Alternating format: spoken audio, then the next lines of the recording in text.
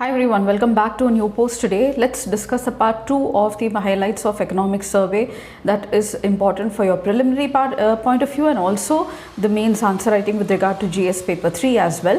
So apart from what we spoke about with regard to the external sector, the agriculture and the state of the economy, today let's speak about the monetary management and financial intermediation. So monetary management basically means managing the money supply in the economy, and your financial intermediation is nothing but improving financial inclusion.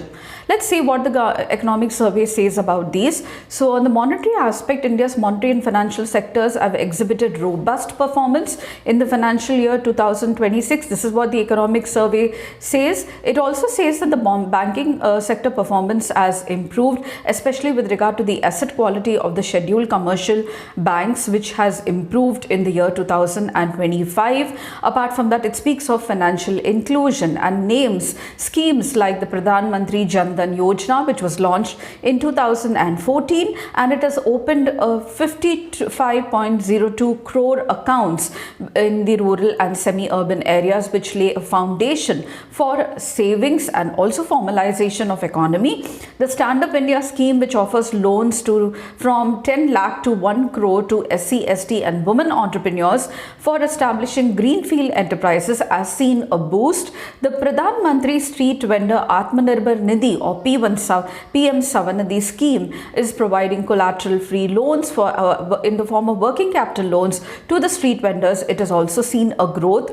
And the Pradhan Mantri Mudra Yojana, which offers loans to small enterprises in manufacturing, trading and service and allied sectors, has also seen an increase in the allocation. This means that the manufacturing activity is getting a boost, entrepreneurship, and also the government is working on financial inclusion. These are the aspects of it. Other aspects are that demat accounts now have been pushed up. So as of financial year 2026, December 2025, 235 lakh demat accounts were open, and more than 1/4 of them have been women accounts. This shows an increasing nature of savings in the Indian economy. The mutual fund industry is also expanded.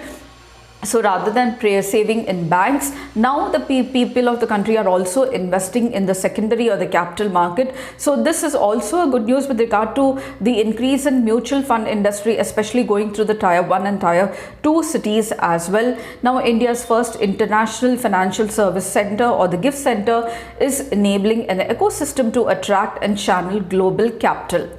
So there has been a systematic rise with regard to quality of international validation through financial sector assessment program, which is conducted jointly by the IMF and World Bank.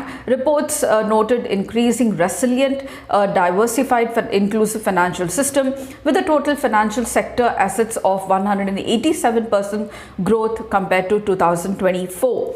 And inflation has been tamed. This is what the government says, especially with regard to CPI series, and this has been because of the general disinflationary trend in fuel and food prices, which together account for 52.7% of the CPI basket. Notably, emerging markets and developing economies, India has recorded the sharpest decline in headline inflation in 2025 over 2024, amounting to 1.8 percentage points. And with regard to agriculture and food market management, there has been a strong growth. This is what the economic survey says in livestock, rising almost 195%. The fisheries sectors has performed very well.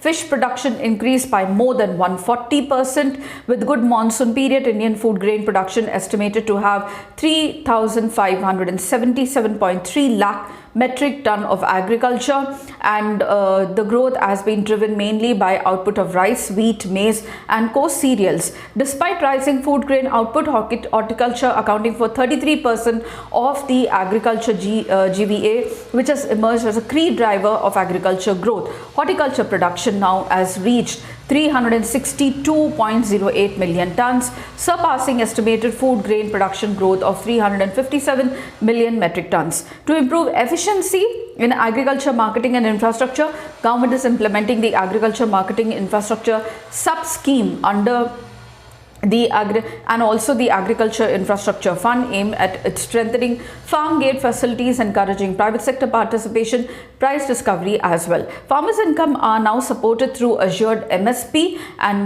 for mandated crops, presently 23 in number. PM Kisan income is PM Kisan scheme is doing income transfer to farmers, and PM Kisan Maan Dhan Yojana provides pension support and strengthens the farmers' income security and social protection as well. From the services sector point of view, the services sector in the GDP growth has grown to 53.6% for the financial year 2026. Service sector in GVA stood at the highest ever 56.4% as per the financial year 2026, which shows a rising rate of modern, tradable, digitally delivered services. India is the world's 7th largest exporter of services, with its share in global service trade more than doubling from 2% in 2005 to 4.3% in 2024. The service sector continues to be the largest recipient of FDI, accounting for an average of 80.2% of the total FDI from 77% in the pre-pandemic period. And in the industry next leap, the structural transformation and global integration, industrial activity strengthened in financial year 2026, with the industry GVA growing to 7% despite subdued and persistent global headwinds. Manufacturing has grown. This is what the economic survey says. This is also attributed to the production linked scheme across 14 sectors, attracting 2 lakh crore actual investment. India's innovation performance has strengthened steadily, with global innovation index rank improving 38% from 66%. The India Semiconductor Mission has advanced domestic capabilities with 10 semiconductor manufacturing and packaging projects approved across 6 states, involving 1.6 lakh crore of investment.